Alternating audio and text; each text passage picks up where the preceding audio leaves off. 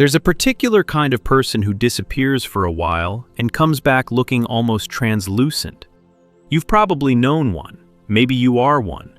They pull away from the group, stop answering messages, cancel the plans they made with real enthusiasm 2 weeks ago, and when someone finally corners them and asks what's wrong, they can't explain it. Nothing's wrong exactly, they just needed to be alone.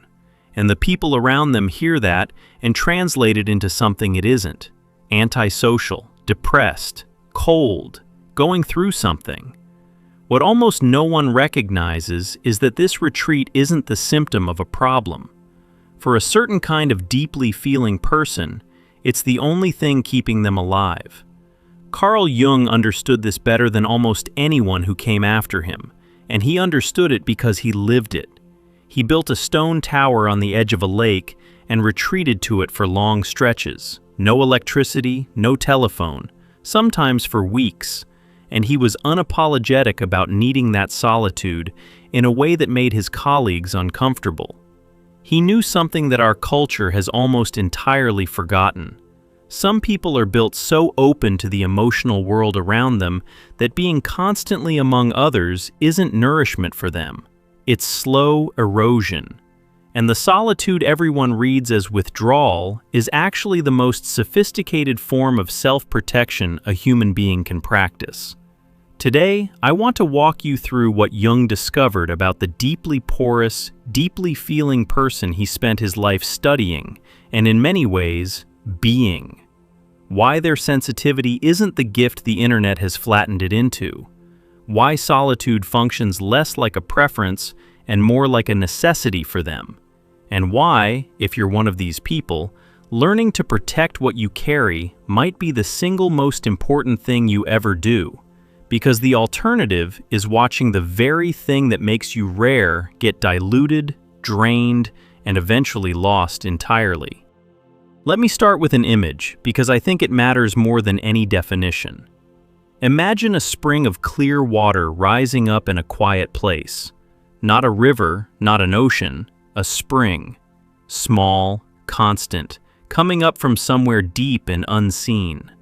The water is clean because it's protected. It rises in its own place, at its own pace, feeding whatever grows near it. Now imagine that word gets out. People discover the spring. They come to drink, and that's fine. That's what water is for. But then more come. They stand in it. They stir up the silt at the bottom. They let their animals drink from it and trample the edges into mud. They take more than the spring can produce and start complaining when it runs slow. And the water that was once clear enough to see straight through becomes clouded, churned, undrinkable. Not because the source dried up, but because nothing was ever done to protect it. That spring is the empath's gift. And I want you to hold that image because we're going to come back to it. And by the end, you're going to understand exactly what it means to keep the water clear. First, though, we need to be honest about what this gift actually is, because the word empath has been so thoroughly diluted that it barely means anything anymore. It's been turned into a personality badge, a horoscope trait, a flattering label people apply to themselves the way they might say they're a good listener. But Jung wasn't interested in flattering anyone. What he studied was something far more specific and, frankly, far more dangerous. Jung observed that human beings differ enormously in the thickness of the boundary between themselves and the world around them. For most people, that boundary is fairly solid. They walk into a room full of tension, and they notice it the way you'd notice the temperature, as information, external, out there. They register it and move on. But for a certain kind of person, the boundary is thin to the point of being almost absent. They walk into that same room, and the tension doesn't stay out there. It comes in. It becomes their tension. Their chest tightens, their mood drops, and within minutes they're carrying an anxiety that didn't originate anywhere inside them at all. Jung had a term he borrowed for this kind of merging. He called it participation mystique, a state in which the line between yourself and another person, or between yourself and your surroundings, dissolves so completely that you can no longer tell whose feelings you're actually feeling. And here's the part that separates his understanding from the modern version. He didn't see this as a magical ability. He saw it as a kind of unconsciousness, a place where the psyche hasn't yet learned to distinguish self from other, and pays a terrible price for that confusion. This is where the gift and the wound become almost impossible to separate, because the capacity to feel what another person feels, to sit with someone in their darkest hour and genuinely know it from the inside, to sense the grief underneath someone's forced smile, to walk into a home and read the entire emotional history of a family in the first 30 seconds. That is a genuine and rare capacity. It's the root of the deepest compassion human beings are capable of. But the exact same porousness that makes it possible also means the person has almost no defense against what pours through them. They feel everything, and everything includes what will drain them, poison them, and eventually hollow them out. So how does someone end up this way? This is where it stops being an abstract idea and starts becoming a life. Because Jung recognized that while some of this openness is simply temperament, some people are born with thinner walls, a great deal of it is built early, built out of necessity, built by a child who had no other way to survive. Think about a child growing up in a house where the emotional weather was unpredictable, where a parent's mood could shift from warm to volatile without warning, and the difference between a peaceful evening and a frightening one depended entirely on catching the signs early. That child learns something the rest of us never had to learn. They learn to read, not books, people. They become exquisitely attuned to the smallest signals, the particular way the front door closes, the length of a silence, the tightness around someone's eyes that means the storm is 30 seconds out. They develop an early warning system so sensitive that it registers changes other people would never even perceive. For that child, feeling other people's feelings wasn't a gift. It was radar. It was the thing that kept them safe. And they got so good at it, so early, that it fused into the foundation of who they became. By the time they're an adult, they can't turn it off. They walk into every room scanning, absorbing, adjusting themselves to the emotional field around them before they've even consciously decided to. They've spent so long tuned to everyone else's frequency that they've half forgotten they have a frequency of their own. And this is the quiet tragedy Jung kept circling back to. The person who can feel everyone else so precisely often can't feel themselves at all. Ask them what they want, and you'll get a blank pause. Because the machinery that would answer that question got repurposed decades ago to answer a different one. What do you need from me, and how do I become it? Their sense of self was traded piece by piece for a sense of everyone else. Here's the thing about the spring, though, that we haven't gotten to yet. The child by the volatile parent didn't just learn to read the water. They became a place other people came to drink. Because a person who can sense your pain and reflexively soothe it, who adjusts themselves to make you comfortable, who absorbs your bad mood so you don't have to sit in it, that person is enormously useful to have around. And useful people get used. Not always maliciously. Often the people drinking from the spring have no idea they're doing it. They just know they feel better around this person, lighter, more understood, and they keep coming back to the source without ever once wondering what it costs the source to give.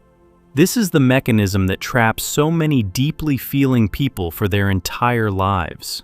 The gift makes them valuable to others in a way that has almost nothing to do with who they actually are, and almost everything to do with what they provide. And they can feel the difference, even when they can't name it. There's a particular ache that comes from being surrounded by people who love what you do for them and have never once been curious about what's happening inside you. You can be the most needed person in every room and still be profoundly, achingly alone. Now let's talk about what actually happens inside one of these people when they spend a day among others. Because I think if you're one of them, you've never had it described accurately. And there's a strange relief in finally hearing your own experience named. You wake up feeling like yourself, whole, more or less. Then you leave the house. And within an hour of being among people, something starts happening that you can't see but can absolutely feel.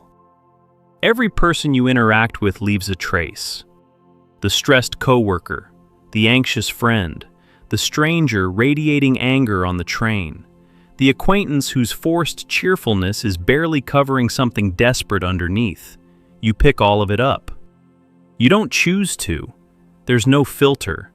It comes in through that thin boundary, and it accumulates, layer on layer, like static electricity building in your body over the course of the day. By evening, you're carrying a dozen emotional states that aren't yours, and you can't tell anymore where you end and they begin. You feel exhausted in a way that has nothing to do with physical tiredness. You feel irritable and don't know why. You feel a sadness that has no story attached to it because it isn't your sadness. It's the residue of everyone you moved through.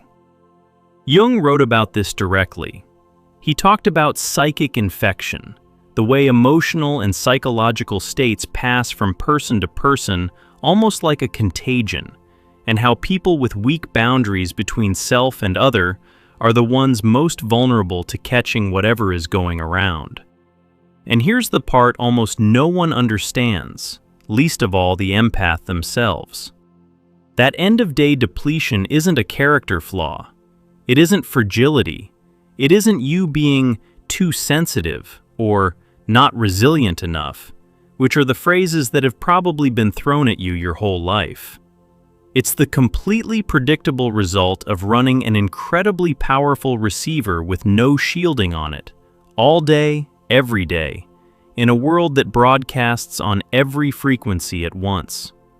This is why solitude isn't a luxury for these people. It's the equivalent of decontamination.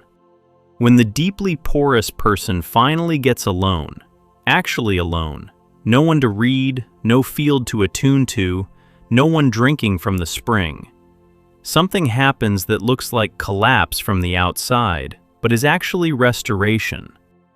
All that accumulated static begins to discharge.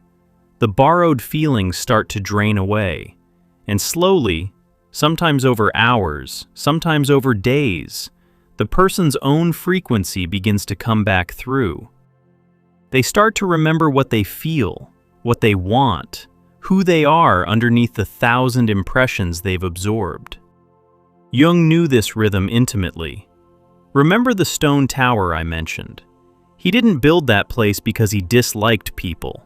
He was a working man of the world. He had a family, patients, colleagues, a full and connected life. He built it because he understood that a certain kind of depth work is impossible in the constant presence of others. In solitude, he wrote, he could hear the parts of himself that the noise of company drowned out. He needed the silence the way other people need conversation.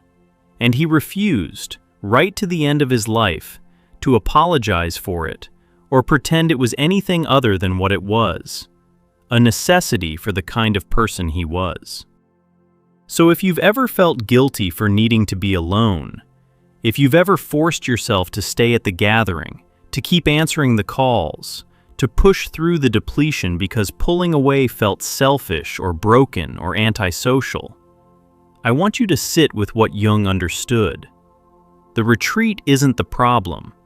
The retreat is the medicine. And the guilt you feel about needing it is one of the most efficient ways your gift gets destroyed. Because here's what happens to the person who never learns to protect the spring. They keep giving. They keep absorbing. They keep saying yes when their whole body is screaming no, because the guilt of disappointing someone feels worse to them than the exhaustion of overriding themselves.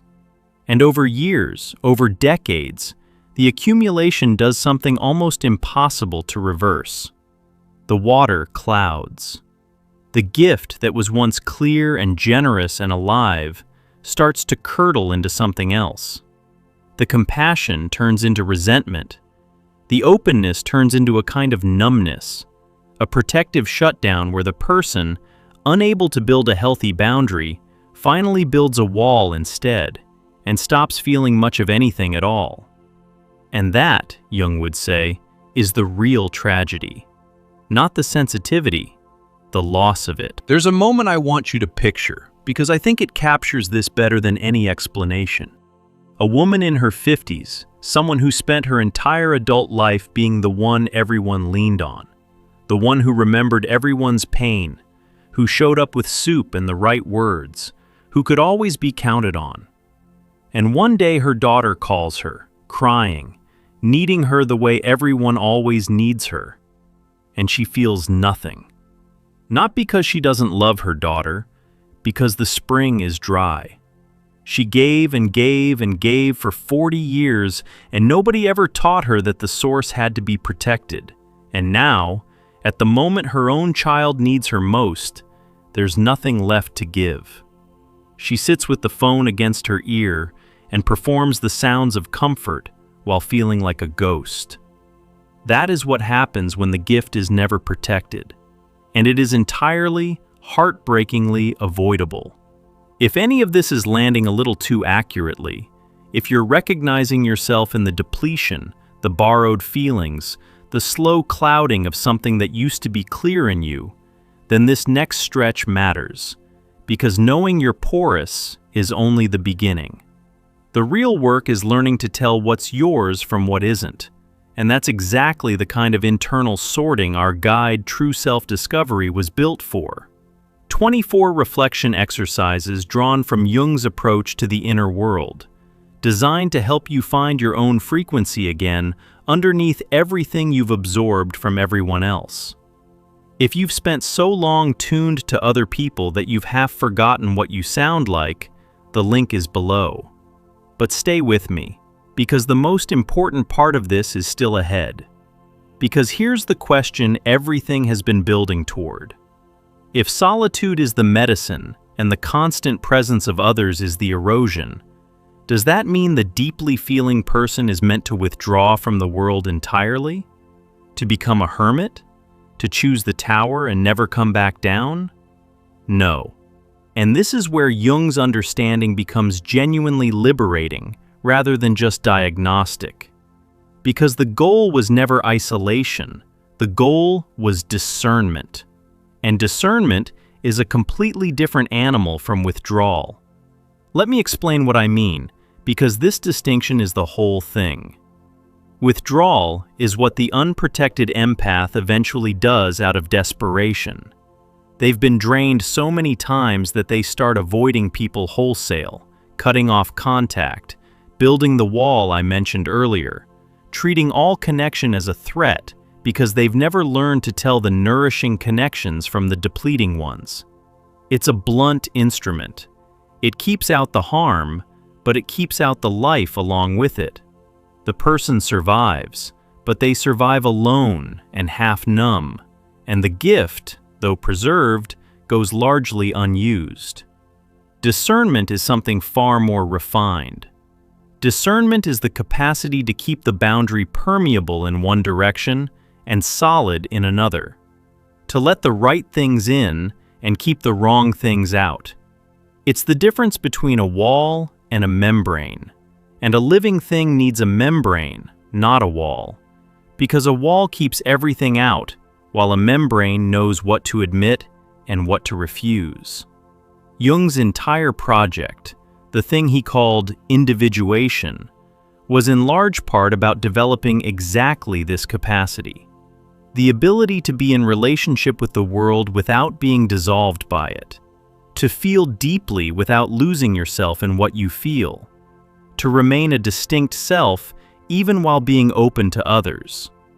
And here's how that develops, practically, in the life of a deeply porous person. It starts with the single hardest skill any empath can learn, which is telling the difference between their own feelings and everyone else's. Because remember, for most of their life, that distinction hasn't existed. The feelings all arrived through the same door and got filed under the same name, mine. The sadness they absorbed from a grieving friend felt exactly as much like my sadness as their own actual sadness would. There was no tag on it, no label saying this one came from outside. The first act of protecting the gift is learning to check the label. To feel something rising and pause long enough to ask, is this mine? Where did this come from?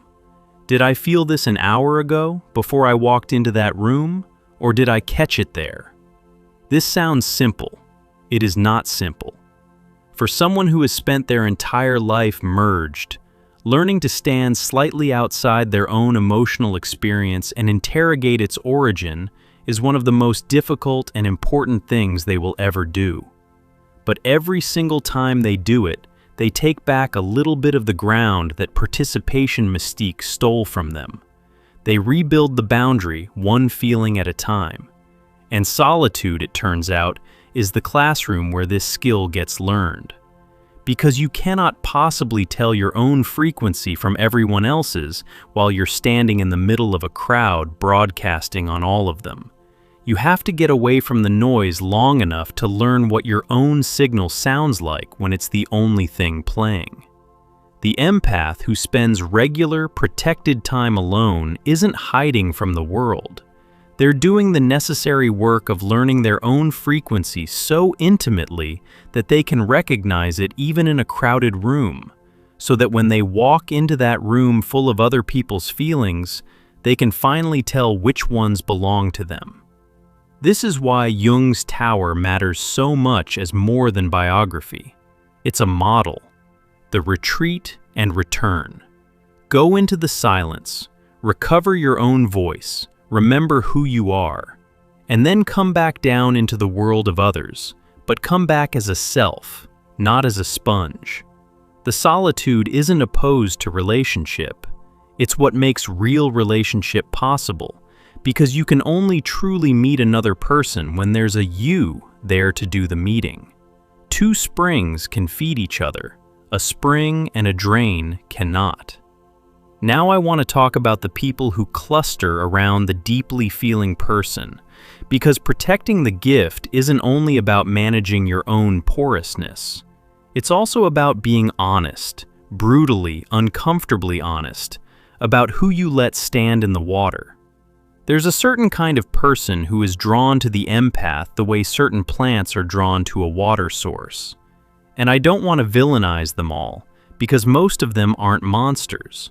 Most of them are simply people who found someone who makes them feel better, and, being human, kept going back.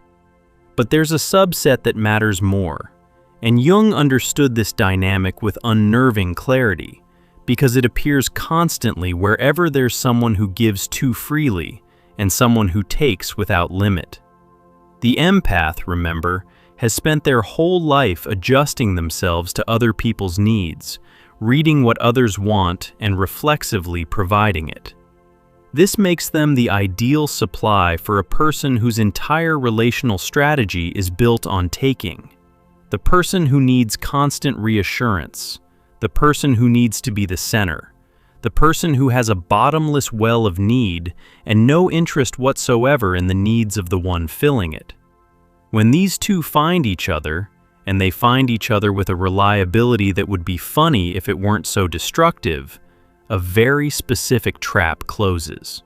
Because the empath's greatest strength becomes the exact mechanism of their captivity. They can feel the other person's needs so acutely that saying no to it feels like committing an act of cruelty. They can sense the other person's pain when their demands aren't met, and that sensed pain is so vivid, so real inside the empath's own body that they'll do almost anything to make it stop, including abandon themselves over and over, indefinitely. The taker doesn't even have to manipulate consciously. The empath's own gift does the manipulation for them, translating the taker's discomfort into an unbearable pressure the empath feels compelled to relieve. Here's the scene that plays out 10,000 times. The empath finally works up the courage to express a need of their own, to say gently that they're tired, that they need something, that they can't keep giving at this rate. And watch what happens. The conversation, within about 90 seconds, has somehow become about the other person's hurt feelings at being asked for anything. The empath started out trying to voice a need and ends up apologizing, comforting, reassuring the very person who was supposed to be hearing them. The spring, having timidly asked to be left alone for an afternoon, ends up pouring even harder to make up for the audacity of the request. Protecting the gift means learning to recognize this pattern, and this is the part that requires everything the empath has, being willing to disappoint the taker, to let the other person be uncomfortable, to feel their disappointment, to feel it fully in your own body the way you feel everything, and to not fix it. To hold the boundary while the wave of the other person's displeasure crashes over you and refuse, for once, to dissolve it by giving in. This is agonizing for a deeply feeling person, because they're not just imagining the other person's disappointment, they're feeling it, in high definition, as if it were their own. Learning to let another person's discomfort exist without immediately dismantling yourself to soothe it might be the single most difficult discipline the empath will ever practice. And it's non-negotiable, because without it, the spring will be drained dry by whoever shows up thirstiest. Jung would frame this in terms of the shadow, and here it's worth being honest about something the flattering version of the empath narrative always leaves out. The empath's endless giving is not always as selfless as it appears, even to them. Underneath the compassion, there is very often a need to be needed, a need to feel valuable, because somewhere back in that unpredictable childhood, they learned that their worth was contingent on their usefulness, that they were loved for what they provided, not for what they were. And so the compulsive giving, the inability to say no, the way they make themselves indispensable to everyone, a good part of that is a bid for security. Give enough and maybe you won't be abandoned. Be useful enough and maybe you'll be safe. This is uncomfortable to hear, and I'm not saying it to diminish anything. I'm saying it because you cannot protect a gift you don't fully understand. And part of understanding it is seeing your own role in why it keeps getting drained. The takers don't only find the empath. The empath, on some level, often selects the takers, because a person who needs everything offers the empath the most reliable possible way to feel needed. Seeing this clearly isn't about blame, it's about power, because the same part of you that participated in building the pattern is the part that can build a different one. If you deny you had any hand in it, you leave yourself helpless. If you own it, you get the keys back. Let me slow down here because I've been describing hard things, and I don't want to leave you with the impression that this is a story about limitation and self-protection alone. It isn't. Because on the other side of all this difficult work, the solitude, the discernment, the boundaries, the honest reckoning with your own need to be needed, there is something genuinely extraordinary waiting. Something that makes every hard part of this worth it. When the deeply feeling person finally learns to protect their gift, the gift doesn't shrink, it transforms. The porousness that used to be an open wound, letting everything in and everything out indiscriminately, becomes something governed by choice. The person can still feel everything. That capacity never goes away, and you wouldn't want it to. But now they can choose what to do with it. They can walk into a room, sense the entire emotional field the way they always could, and instead of being swept away by it, they can observe it. Register it as information rather than being infected by it. Feel a person's grief without becoming grief-stricken. Sense someone's anger without becoming angry. Be moved without being overtaken. This is the difference between drowning in the ocean and learning to sail on it. The water is the same. The relationship to the water is entirely different. And a person who has this, who can be radically open and radically anchored at the same time, becomes something rare in this world. They become the person who can sit with anyone in any state and remain themselves. The friend who can be present for your worst hour without needing you to make them feel better about it. The one who can hear your rage and not flinch, hear your despair and not try to fix it out of their own discomfort. Hold space in the truest sense of that overused phrase, because they finally have a self solid enough to hold it from. Jung believed this was the destination. The person who has done the inner work of separating self from other, who has developed the membrane instead of the wall or the wound, becomes capable of a quality of relationship that the merged, unprotected empath could never achieve. Because the merged empath, for all their feeling, was never really meeting the other person. They were dissolving into them, losing themselves in the other's experience so completely that there was no longer anyone home to actually connect. It felt like intimacy, but it was closer to disappearance. Real intimacy requires two distinct selves, choosing to open to each other, and you can't be two if you keep vanishing into one. There's a strange gift hidden in the loneliness these people carry too, and I want to name it because I think it's the part that gets missed. The deeply feeling person is often lonely in the middle of a crowd, I said that earlier, surrounded by people who value what they provide and never see who they are. But that very loneliness, painful as it is also a kind of message. It's the self, buried under all those absorbed impressions, calling out to be recognized. The loneliness is proof that there's someone in there who hasn't been fully met yet, someone real and specific who is tired of being experienced by others only as a function. And when the empath finally turns toward that inner someone, when they take the solitude they need and use it to actually get to know the self that's been calling, the loneliness begins to change character. It becomes solitude instead of isolation, the company of oneself instead of the absence of others. Jung drew a sharp line between those two states, and it's worth holding on to. Loneliness is the pain of being cut off from others while still feeling that you need them to be whole.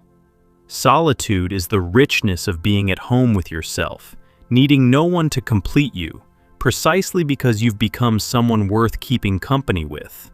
The empath who protects their gift makes this exact journey, from the loneliness of the crowd to the solitude of the tower, and discovers that the aloneness they were so afraid of turns out to be the place they were always trying to get to. Not empty, full of a self they finally have room to know. And from that fullness, everything changes. They stop giving out of fear and start giving out of genuine abundance. There's a world of difference between the two, and everyone on the receiving end can feel it even if they can't name it. The gift given from depletion has a subtle desperation in it, a hook, an unspoken, "Please don't leave me now that I've made myself useful." The gift given from fullness has none of that. It's clean, it's free, it asks for nothing back. And paradoxically, the empath who has learned to protect themselves, who no longer gives compulsively to everyone who reaches for the water, ends up giving more meaningfully to the few who matter than they ever did when they were pouring themselves out to all comers. The spring, protected and clear, feeds what actually needs feeding. It stops trying to water the whole world at once, and, in doing so, finally becomes a source of real life, instead of a puddle everyone tramples through. I want to be honest about the cost, though, because I promised you honesty, and because the temptation in a talk like this is to tie it all up too neatly. Protecting the gift will make you unpopular with certain people. It has to. The takers, the ones who depended on your inability to say no, are not going to celebrate your new boundaries. They're going to experience your growth as a betrayal, because the arrangement that worked so well for them worked precisely because you didn't have boundaries. When you develop them, you'll lose people. Some of the losses will hurt in ways that feel, in the moment, like proof you've done something wrong. You'll feel the old guilt come roaring back, the sense that you're being selfish, cold, that you've abandoned someone who needed you. You have to be ready for that, and you have to understand it correctly when it comes. The guilt isn't evidence that you've done something wrong. It's evidence that you've done something new, that you've broken a lifelong pattern, and the pattern is fighting back the way patterns always do. The relationships that end when you start protecting yourself were, in most cases, never relationships with you at all. They were relationships with your function, with what you provided. And a connection that can't survive you becoming a person instead of a service was never going to nourish you anyway. It was always going to be the spring and the drain. Letting it end isn't cruelty. It's the necessary clearing of ground so that connections built on who you actually are finally have room to grow.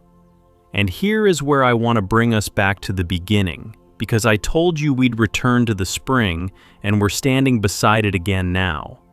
But everything about how you see it has changed.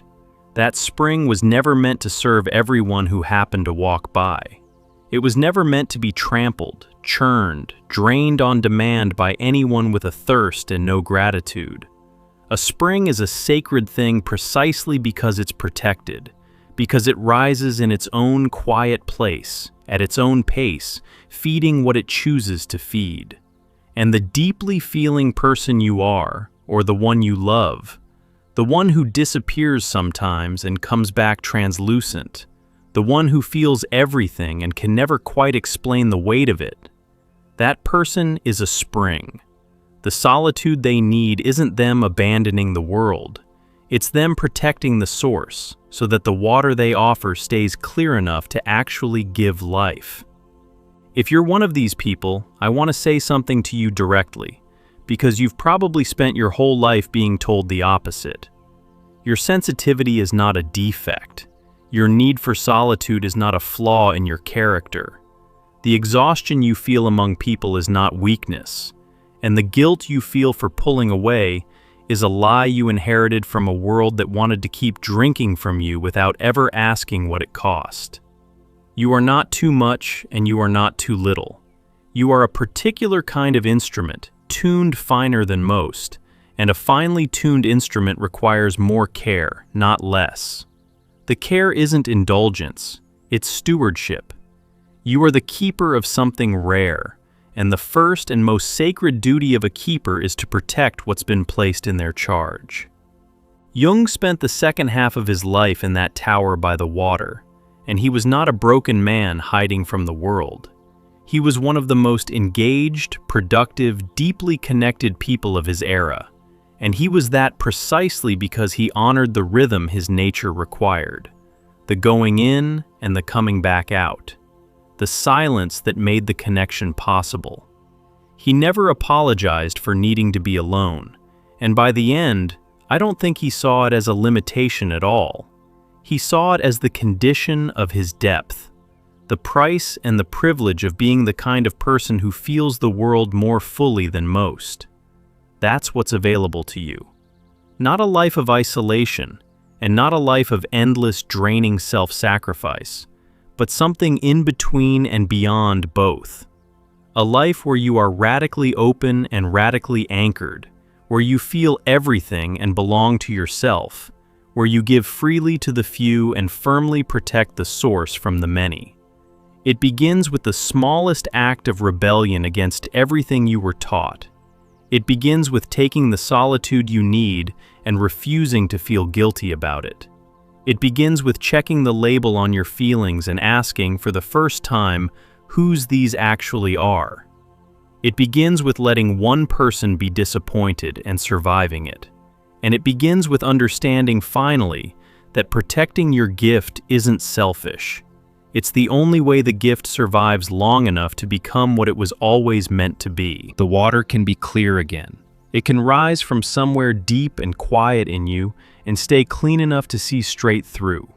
But only if you tend it, only if you guard the edges, only if you learn, maybe for the first time in your life, that you are allowed to keep some of the water for yourself. If everything I've described tonight feels less like an idea and more like a description of your own life, the porousness, the depletion, the slow work of learning where you end and everyone else begins, then the reflection exercises in our guide, True Self-Discovery, were made for exactly this. 24 practices rooted in Jung's understanding of the inner world, built to help you separate your own frequency from everything you've absorbed, to guard the source, and to finally get to know the self that's been calling to you from underneath all that borrowed feeling. If you're ready to keep the water clear, the link is right below.